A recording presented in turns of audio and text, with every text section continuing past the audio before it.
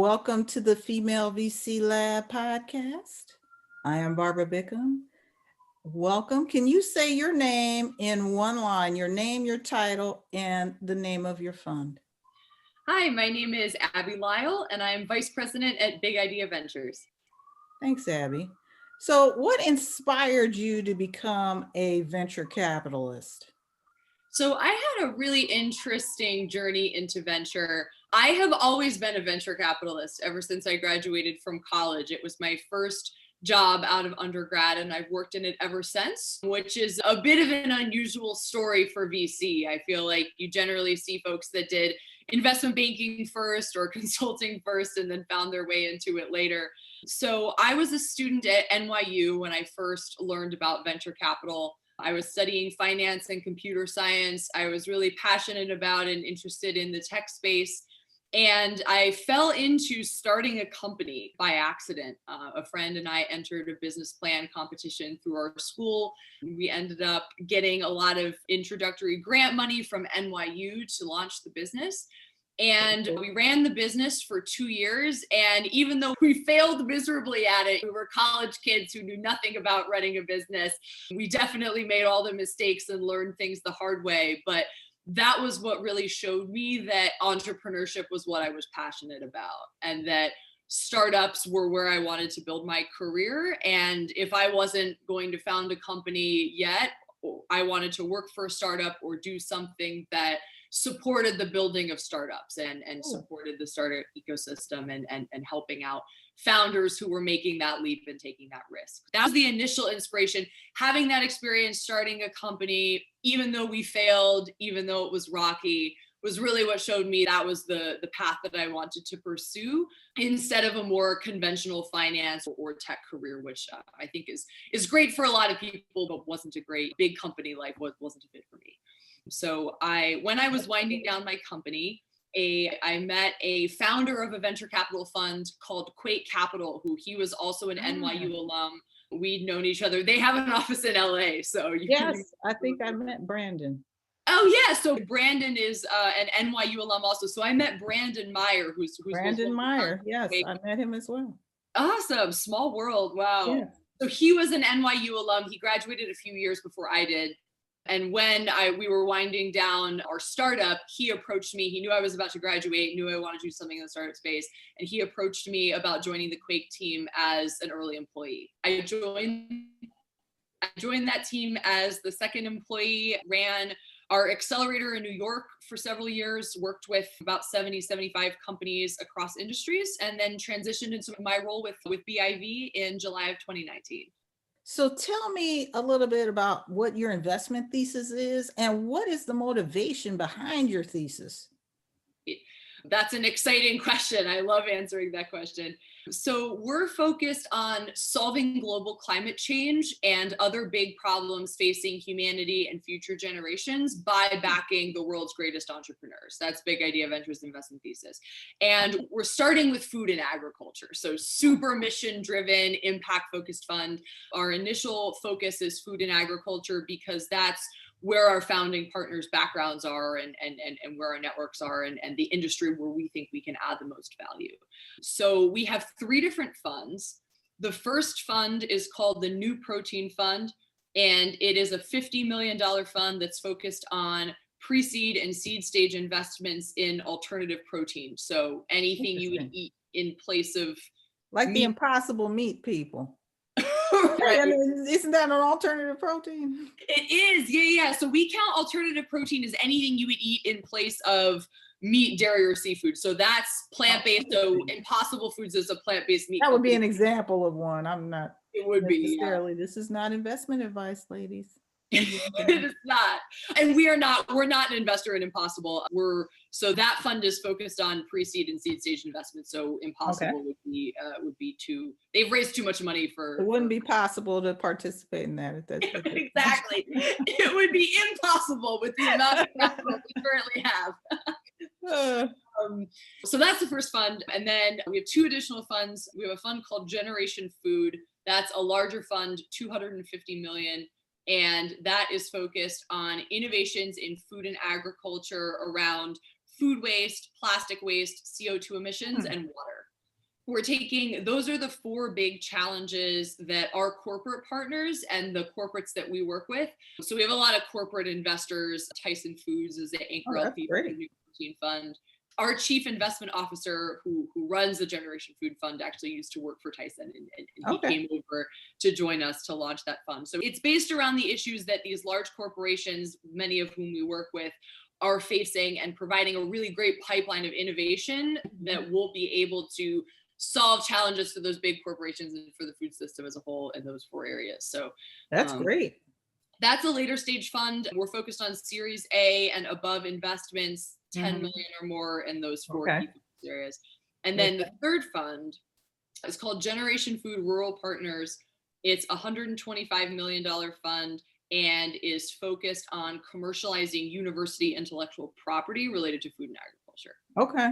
So we partner with universities to build venture centers where we examine their IP, and we do a startup studio model where we spin out businesses related to that IP, install great management teams, give them a little bit of funding, and then help them grow and scale from there. That's cool. Wow, that's awesome. I love that you're working in that sustainable area. We have that as well here at WIFAX. We like sustainability as well. The big problem, all of our companies that come through here have sustainability plans for 1 year, and then we track it. It's so important, because if we don't solve those issues, there won't be any markets left to capitalize on, right? If we don't solve basic problems of saving our planet and feeding ourselves and making sure that everyone has access to basic things, there won't be any space for anything else. You've got to solve all those basic challenges. Well, yeah, if you can't do basic life, shelter, food, what's the other one? There's one other one. Yeah, basic necessities of life. No room for anything else. Your quality of life is not that great. Right. Period. Like if you don't have those basic things. Exactly. And that's not accessible to everybody. You don't have much of a society. True. So what are you currently learning or listening to or reading? Interesting. So I actually don't listen to a lot of podcasts. No, that's odd. Good. Because you could be reading something. You could be learning something. Yes. You might not have time to listen to Yeah, so I'm learning. Hopefully you'll be listening to this. I'm learning. Yes, I'll be listening to this one though. I think this is a good one. This is a good one.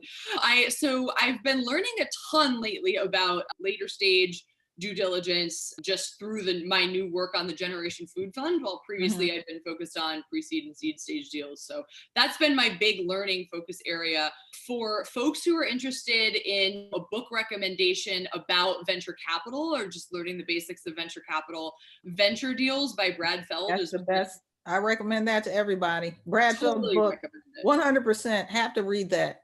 Absolutely. That's actually like a venture capital dictionary, for lack of a better word. It really is. It's got all the wonderful things in there. I recommend that book to everyone. Everyone's figure this out. I say go read.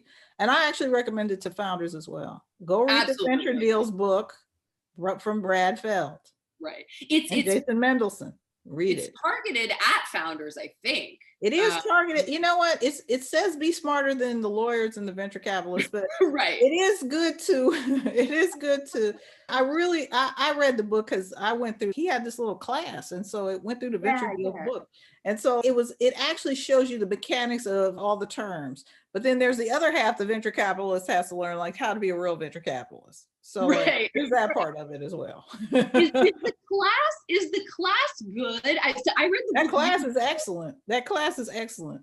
Great. Well, awesome. You have to get with a good group of people though. I was with a good, because it's like kind of a group class. You get 3 or 4 people together. My group was really good, but if you have a bad group, I could see how that wouldn't be the best. But the book is excellent. The book is wonderful. And he has a blog. Brad Feld's blog is great as well. His blog is good as well. Absolutely. So that's my professional book recommendation. And my personal book recommendation that I give everybody is a book called The 4 Agreements. I read that one too. Amazing. Isn't it such a really good book? It's a life-changing book. It just puts you in a mindset of abundance, in my opinion, that I think is so important. So so that's my business book, my life. What is your favorite agreement of the 4 agreements? Clearly I've read both of those books. What is your favorite agreement of the 4 agreements? I'm curious. The one about being impeccable with your word, That's I think important. so powerful, just so powerful. I think it's very easy, particularly in a heated climate like the one that we're in with so much going on. It's very easy to just shoot your mouth off. And I'm the type of person that likes to speak my mind and likes to say what I think. And I think that's good to an extent. You want to be true to yourself and you want to be true to what you believe in. But at the same time, understanding where that person's coming from and where they're at and what they have going on in their life and being sensitive to that. And I think if you can successfully balance both of those things, you will be so successful in life and in business. Absolutely. So if we're talking in 2 years, it's 2022, how have you seen venture capital evolve? I think that the two big things that I think are going to happen, I think the first thing, which we're already starting to see happen, is focus on profitability and business sustainability, as well as, or even in place of, breakneck speed growth. I Yeah. think we've seen examples of huge companies that have raised tons of venture money and gotten massive. I won't name any names, but folks listening can probably think of a few examples where it's becoming obvious now that the unit economics of their business model weren't all that great to begin with. Correct. So I think that's something that venture capitalists are starting to take note of. And I think if you're looking at companies that are being funded this year and even parts of last year and the questions VCs are asking, you're going to start to see that factored in more. And then from a thesis perspective, and I'm a little biased here because we're a mission-driven fund and we're all about sustainability, but I think we're going to start to see the bigger focus on the big problems that are solving real challenges, like back to what we were saying before about the needing food and water and shelter and these basic needs and those becoming more and more pressing challenges. I think we're going to start to see more of a shift of focus towards funding people that are building groundbreaking technologies and coming up with groundbreaking ideas in those areas instead of just a way to build an app and make a quick buck. I think those are the two fundamental shifts that we're going to see. Wow, that's interesting. So how do people contact you? You can send me an email, Abby, ABY, at bigideaventures.com. If you're building a startup in the space, would love to chat with you. If you're an investor in the space with some overlap with what we're doing, would love to chat. I will caveat that I don't accept people on LinkedIn that I have not met. And the reason for this, I get this question a lot because I get lots of random people adding me on LinkedIn. The reason is that I really like to help founders and other investors. So when I meet somebody, I'll tell them to look through my LinkedIn connections and let me know if there's anybody that I can be helpful with an intro. And I love doing that. It's one of the best ways that I've found to add value to founders and investors and others in the space. And I can't do that if I don't have only people on there that I actually would feel comfortable making. Right. That makes sense. That's why my LinkedIn is that way as well. I know pretty much about 95%. There's about 5% I could probably boot off. But what you said is important because how can you really, like, that's the power of your network. How can you really help someone if you don't really know their capability? It's very difficult. Absolutely. But my email inbox isn't free for all. So if you're a stranger, please feel free to shoot me an email. I read every single email, even if I don't respond to them all. It will get opened and it will get read. Wonderful. Thank you so much, Abby from Big Idea Ventures, for being on the Female VC Lab podcast. I appreciate your story and your journey. Thanks so much for sharing. Thank you so much, Barbara, for having me. It was a really great time, and hoping that some people learn some things from this and be inspired by it. That would be my hope. Thank you so much.